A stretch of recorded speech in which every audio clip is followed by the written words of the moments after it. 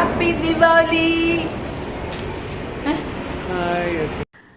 Hi hello എല്ലാവർക്കും നമസ്കാരം. ഞാൻ പറഞ്ഞല്ലോ ദീപാവലി വീഡിയോ എന്നൊക്കെ പറഞ്ഞു കഴിഞ്ഞാൽ ഓണം വീഡിയോ എന്നൊക്കെ പറഞ്ഞാൽ അടുത്ത വർഷം ഓണത്തിന് ദീപാവലിക്കൊക്കെ ആയിരിക്കും ഞാൻ റിലീസാക്കുക.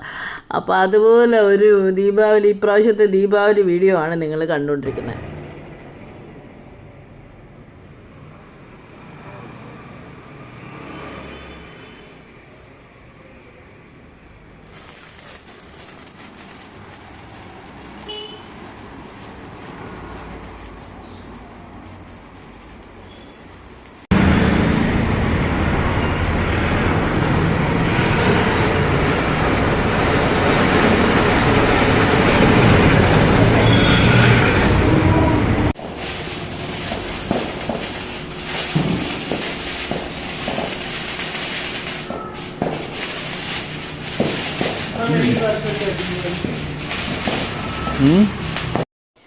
സാധാരണയായിട്ട് ലാസ്റ്റ് ബ്രദറിൻ്റെ അവിടെയാണ് ഇവരെല്ലാവരും കൂടാറുള്ളത്. അപ്പോൾ ഇപ്രാവശ്യം മോനെന്തോ ഹോംവർക്ക് മറ്റു കാര്യങ്ങളും ഉണ്ടായതാണ്. വരാൻ തന്നെ അവർ തീരുമാനിച്ചിരുന്നു. അവനെന്തോ ലേറ്റ് ആയത് കാരണം, ഹോംവർക്ക് ചെയ്യാൻ ലേറ്റ് ആയത് കാരണം പിന്നെ ഇവരങ്ങ് പിൻവലിച്ചു. അപ്പോൾ എല്ലാവരും അവരവരുടെ വീടുകളിൽ തന്നെയായിരുന്നു. പിറ്റേ ദിവസം ദീപാവലി ദിവസം ബ്രദറിൻ്റെ മോനും എല്ലാവരുമായിട്ട് എൻ്റെ മോനും ഒക്കെ ആയിട്ട് എൻജോയ് ചെയ്തു പിള്ളേരും.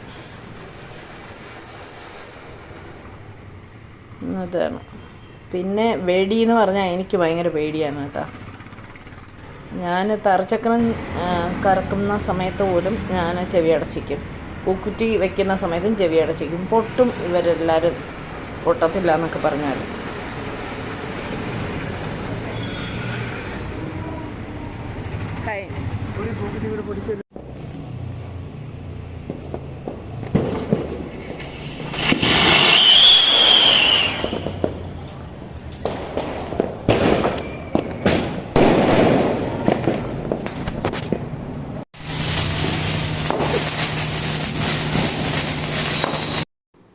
അവർ കുഴപ്പമില്ലാതെ എൻജോയ് ചെയ്തു. മുകളിൽ കയറിയിട്ട് പിന്നെ റോക്കറ്റൊക്കെ വെച്ചിട്ട് അങ്ങനെ തറച്ചക്രമൊക്കെ വെടിയായി കേട്ടോ. ഞാൻ പേടിച്ചു പോയി. അവർ കൂളായിട്ടൊക്കെ കൈകാര്യം ചെയ്തു പിള്ളേർ. ഇങ്ങനെ കണ്ടോ, പൊട്ടുന്ന കണ്ടോ? അയ്യോ, പേടിച്ചു പോയി ഞാൻ. അങ്ങനെയാണ്. അങ്ങനെ ഇപ്രാവശ്യത്തെ ദീപാവലി കുഴപ്പമില്ലാതെ സാധാ ആസ് യൂഷ്വൽ ഉള്ളതുപോലെ തന്നെ സന്തോഷമായിട്ട് കടന്നുപോയി.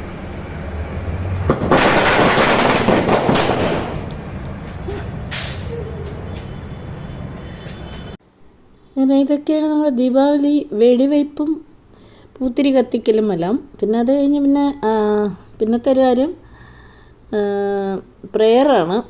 അത് പിന്നെ എപ്പോഴും ഞാൻ ഫോട്ടോസൊക്കെ ഇടുന്നതുകൊണ്ട് അതൊന്നും കാണിക്കുന്നില്ല. പിന്നെ ഭക്ഷണം എന്ന് പറയുമ്പോൾ ഞാനെപ്പോഴും എൻ്റെ അമ്മയുടെ ഒരു സ്റ്റൈലിലാണ് ഞാൻ വയ്ക്കാറുള്ളത്. ഞങ്ങൾക്ക് ഇങ്ങനെ വടയിട്ട കൂട്ടുകറി ഉണ്ടാക്കുന്നത് ഒരു പണ്ടേ ഉള്ള ഒരു രീതിയാണ്. നമ്മളുടെ വീട്ടിൽ എന്തെങ്കിലും നോൺ വെജ് വയ്ക്കും. മട്ടൺ മിക്കവാറും വയ്ക്കാറുണ്ട്. എന്നിട്ട് അത് ഒരു സ്റ്റെപ്പ് ആൾക്കാർക്ക് കൊടുക്കും. പിന്നെ പുറമേ ഞങ്ങൾക്ക് കുറച്ച് ആൾക്കാർ വരും. എന്താണ് നമ്മുടെ തേങ്ങ വെട്ടുന്ന ആൾക്കാരും മീൻകാരി മലക്കറിക്കാർ ഇവരെല്ലാവരും ഞങ്ങൾക്ക് ആൾക്കാരുണ്ട്. അപ്പോൾ അവർക്കെല്ലാവർക്കും ഇങ്ങനെ വടയിട്ട കൂട്ടുകറി ഇഷ്ടമാണ്. അപ്പോൾ അങ്ങനെ 2 ടൈപ്പായിട്ട് വയ്ക്കും.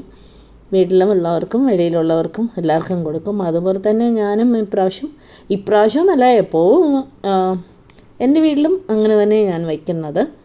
ആർക്കാണോ എന്താണോ ആവശ്യം അതുപോലെ അവർക്ക് കൊടുക്കും എന്നുള്ളതാണ്. ഇതെൻ്റെ ബ്രദറിൻ്റെ മോനാണ്.